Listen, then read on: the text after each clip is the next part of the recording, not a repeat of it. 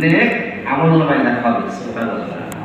এরপরে কোরআনের আয়াত ক্ষতি হবে কমপক্ষে 10 ডিগ্রি। সুবহানাল্লাহ।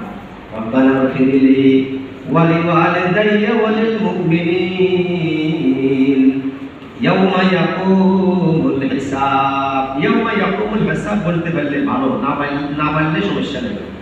ইয়াউমা ইয়াকুমুল হিসাবের অর্থ হলো কিয়ামতের দিন যখন আপনি হিসাব নেবেন, তখন আমাদের যে ঘোষণা আসে, ক্ষমার ঘোষণা। সুবহানাল্লাহ। আল্লাহ যখন হিসাব নেবেন, যখন হিসাব হবে অমুকের ব্যাপারে, যখন হিসাব হবে তাকে আমি ক্ষমা করলাম, অমুককে আমি ক্ষমা করলাম, অমুককে আমি ক্ষমা, অমুককে ক্ষমা, অমুকের ক্ষমা, অমুকের ক্ষমা। অর্থাৎ কিয়ামতের দিন হিসাবের সময় মাওলা যাতে আমার মাতা পিতা ঈমানদারের বেলায় ক্ষমার ঘোষণা আসে, মাওলা তুমি কবুল করো। সুবহানাল্লাহ। এই দোয়াটা রব্বানা গফিরলি, বলি সবাই, রব্বানা গফিরলি ওয়া লিওয়ালিদাইয়া, রব্বানা গফিরলি ওয়া লিওয়ালিদাইয়া ওয়া লিল মুমিনিনা ইয়াওমা ইয়াকুমুল হিসাব।